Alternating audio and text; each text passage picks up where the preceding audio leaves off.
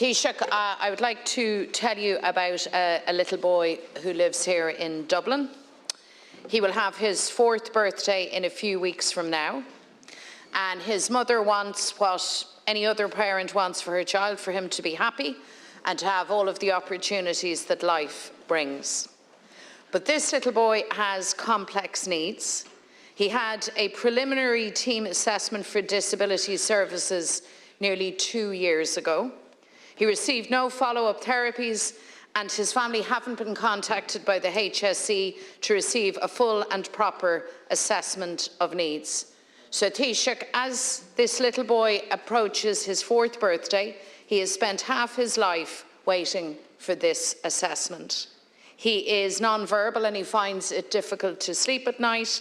And of course, his mum is worried sick that without this assessment, he will miss milestones and won't be supported to live his best life. She's worried watching her son, who she loves so fiercely, slip through the cracks of a system that doesn't seem capable of meeting his needs.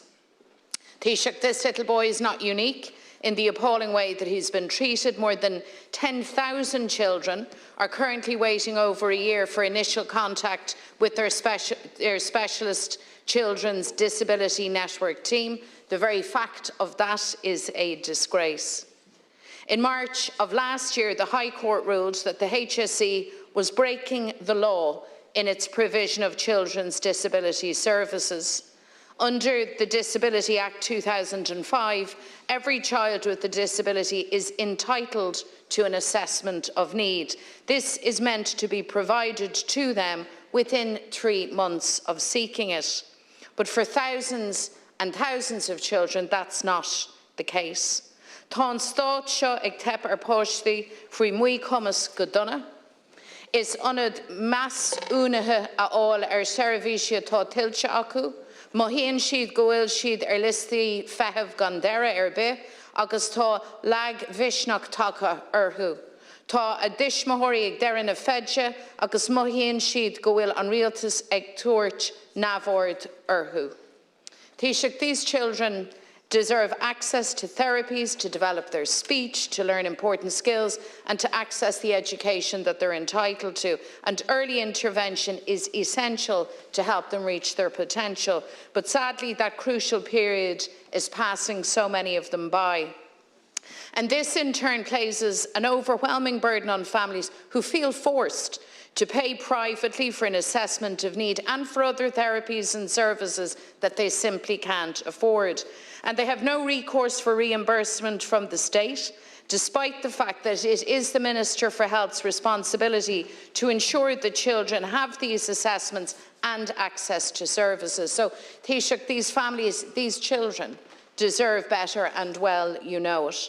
Families and children need a government that will get to grips with this. Not vague promises that don't materialise, not ad hocery or piecemeal approaches, not platitudes, but a genuine change in children's lives. So, Taoiseach, can I ask you, when will the state honour its legal obligation to provide these services to children with disabilities, particularly a timely assessment of needs? When will families forced to go privately for assessment of needs be reimbursed?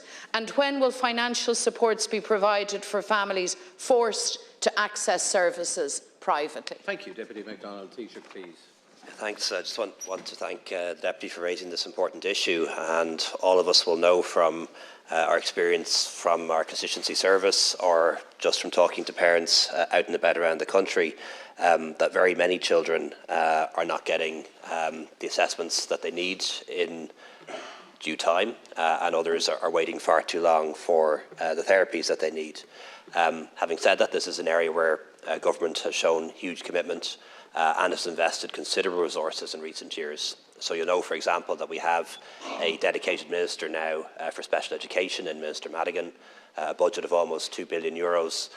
We've never had so many special needs assistants, never had so many special classes in our schools, and we're setting up new special schools where necessary as well. And I think we've seen in the past 10 years an enormous transformation in the level of children who are able to access special education, and we see the results of that. Children doing much better than they would have done if they were born 10 or 20 or 30 years ago, because of the enormous investment that has been made. But I know it falls short in lots of different areas, and that's particularly the case when it comes to therapies, when it comes to providing speech and language therapy, when it comes to providing OT and those services that children need. And of course, the sooner they get them, the better the outcomes, and we acknowledge that. And a huge amount of it is down to a shortage of staff, being able to find those staff. Not a unique problem in Ireland, a problem that exists across the world, given the shortage of qualified therapists in the world, not just in Ireland. But we're not sitting on our hands about it. We are acting. The HSE is progressing several initiatives to improve the supply of therapists into disability services. And Minister Rabbitte and Minister O'Gorman are deeply engaged in this work. Indeed, they'll be meeting with the HSE board in the coming weeks on this matter and other matters.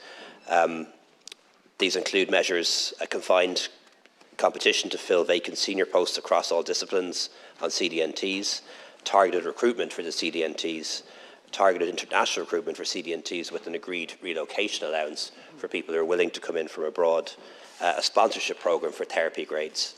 In addition to that, they're looking at other options to bring in an apprentice programme for therapy grades. We've done that in other areas, saying that there should be more ways to enter a profession. It doesn't have to be through the degree system or the universities, to perhaps have an apprenticeship in this area. The employment of graduates as graduate therapists while they're awaiting registration, so we don't have people awaiting registration that could work in the system and are told that they can't. Also an expansion of therapy assistance in the system, with the HSE supporting individuals to return to education to qualify as therapists, and also an increase in the number of clinical placements on the CDNTs. So despite the recruitment challenges, the HSE and the department remain committed to progressing these efforts to increase the workforce and to improve services to children and families. I know that listing recruitment initiatives can seem somewhat removed from the very real pressures that parents and ultimately their children are facing, but I really can't emphasise enough how the challenges in our CDNTs are primarily driven by a shortage of staff, and how we're doing all that we can to increase the number of staff, to bring in staff from abroad, to increase the number of people who are trained here. Margaret the Taoiseach, W. MacDonald. Well, Taoiseach, you've been in government 12 years. What you've read into the records of the Dáil there just reflects a litany of failure, of inefficiency, a lack of priority given to this area and to these children. One of my colleagues, Martin Brown, another TIP deputy, got word today. A one-year-old child with autism from TIP got word from the HSE that the first services available to that child will be in 2028. 2028. And there are others, children waiting for services or assessment of needs, who are being told that they will wait for that length of time. That's not acceptable. And I have to say, an individual who is in government for 12 years, to stand up and to try and pretend that it's all rosy and that there isn't a fundamental issue here in terms of political purpose and funding and support for the minister, who is Minister Rabbitte in this area, is just not acceptable. We shouldn't be standing up here citing 1-year-olds and 2-year-olds and 4-year-olds left in this situation. 17,000 children are waiting for first contact with their Specialist Children Disability Network team. 10,000 of those are waiting over a year. And you actually stood up and talked to me about SNAs, which is an important issue but a separate issue. So don't try to dodge here. You said you're planning that you're doing the dividend and all to get more staff and therapists. Please. Your counter motion said the following, and let me finish on this, Councillor. Discussions are ongoing between the Department of Health and the Department of Further Education, Research, Innovation and Science regarding the expansion of student. I mean, you're still at the point of discussing this. Are you serious? Are you actually serious? And can you answer my question? Will the state reimburse those who have to go privately for assessment of needs and for services and therapies? Will you open the purse strings and support those families?